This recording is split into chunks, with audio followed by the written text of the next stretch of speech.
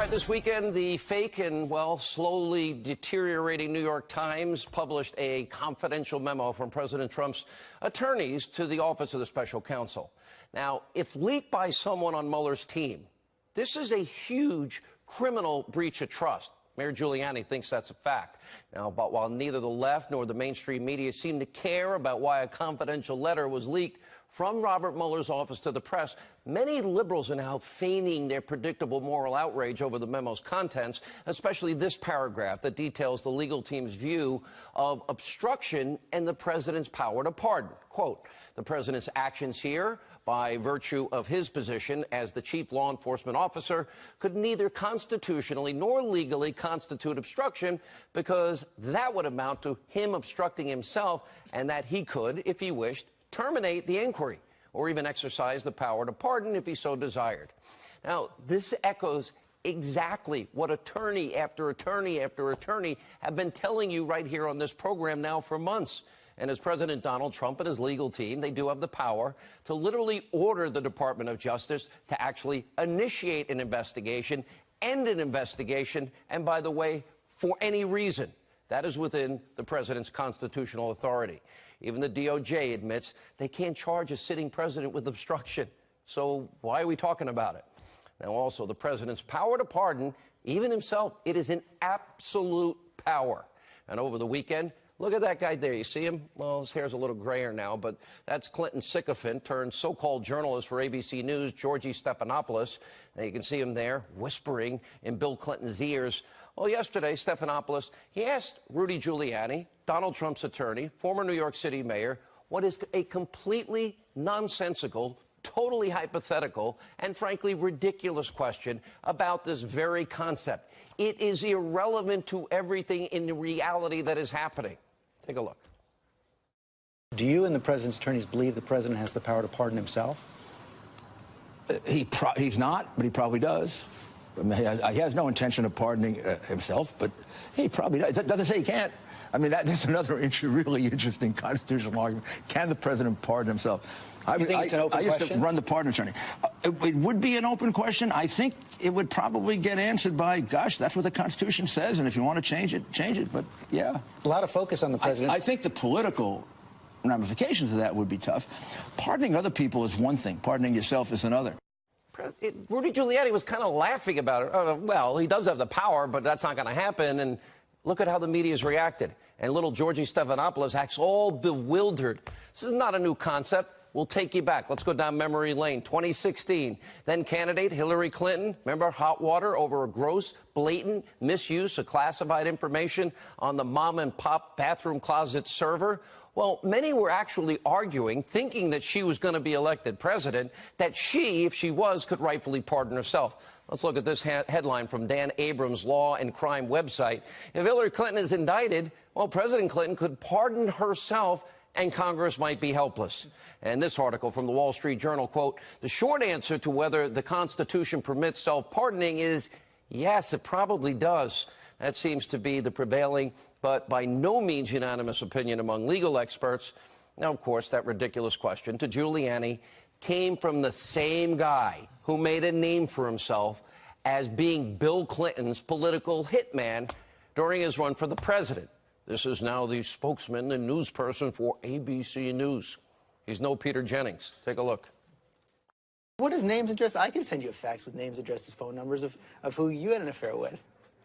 It wouldn't make it true. It is completely if you went on the radio and said that Bill Clinton is the father of an illegitimate black child, you would be laughed at. People would think you're crazy. I guarantee you that if you do this, you'll never work in Democratic politics again. Maybe you don't want to. I'm not saying it matters. You will be embarrassed before the National Press Corps. People will think, nobody will believe you, and people will think you're scummy. Oh, George looks so fair and unbiased. He seems like a real journalist in that video. Now, meanwhile, Rudy Giuliani's comments were clearly based on legal precedent. And earlier today, the president himself backed up his legal counsel. He tweeted out, quote, as has been stated by numerous legal scholars, I have the absolute right to pardon myself, but why would I do that when I've done nothing wrong? Which brings us to a very important point. This phony, feigned, so-called outrage from the left and the media and other anti-Trump groupies is over something that has not happened and something that will not happen, because President Trump has done nothing wrong, and it was a hypothetical that Rudy Giuliani was actually laughing at. Still, the media's echo chamber blowing up over something rooted in legal precedent, backed up by real constitutional scholars, and yet something that has not ever happened and probably won't. Take a look at the media once again making much ado about absolutely nothing, and watch this, knowing this is the same media as you watch this, totally missing in action on the biggest story in their lifetimes, which is the largest, biggest abuse of power corruption scandal in U.S. history. They don't talk about that. This is what they focus on. A stunning statement here, Poppy, from the president, openly declaring that he believes he is above the law. Try to picture an ordinary criminal who committed a crime saying that. I can do whatever I want, and by the way, I'll pardon myself. You sound like you're guilty when you say that. Think about what we're talking about. The president all morning is basically, again, saying the president of the United States is above the law and is not required to comply with the Constitution or the laws of the United States. I mean, that is staggering. They are kidding themselves and will be let down horribly if they ever decide to try this on, to take this and put wheels on this and take it out for a spin to the United States Supreme Court. If you don't believe me, go to the Supreme Court. You may get one, you may get two votes. That's it. You will be run over. If the President of the United States is talking about pardoning himself, about not being indicted, you have to look at what the political environment would be, what political environment would be created by that. We're really talking about the end of his presidency. If you're talking about the President of the United States saying, I'm going to pardon myself, even if Republicans try to protect him, you're talking about the collapse in many ways of the institutions of this republic.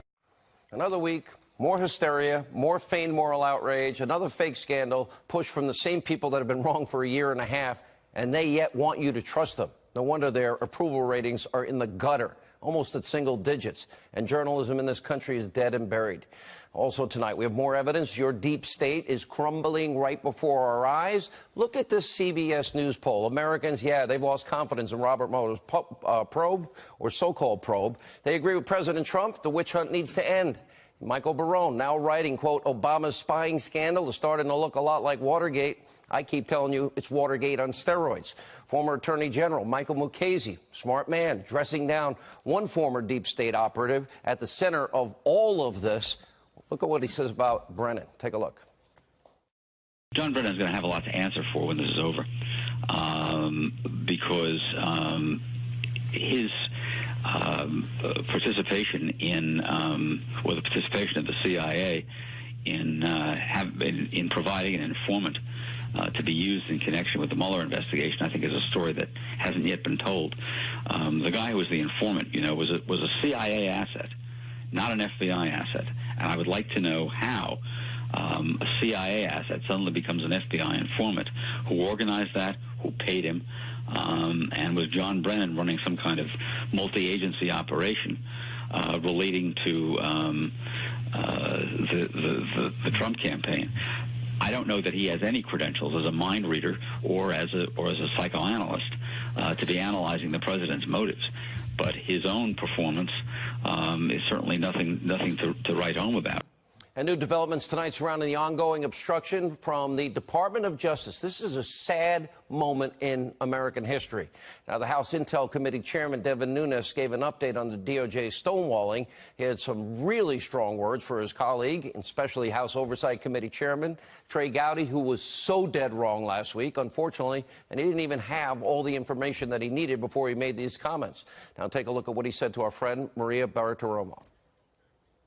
We should have been provided all of this information that we've been asking for over and over and over again. We issued a new subpoena, and so now we've been waiting.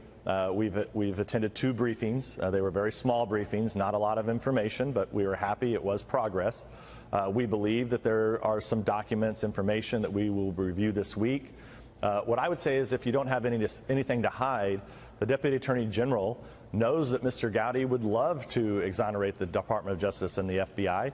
And we got to be very careful because the media has tried to make a bigger deal about this than what it is. What Trey Gowdy is specifically talking about is this small slice of the investigation that we're looking at as it relates to whether or not an informant or informants were used. That's what he's referring to when he talks about that the president's not a target of this investigation. I believe that Mr. Gowdy knows very well, and he's been instrumental in helping us get to the bottom of the FISA abuse that did occur. We have more updates on the swamp each night as we peel back the layers of that onion of the deep state and dismantle it, and we're doing it night by night, brick by brick. All right, we have to turn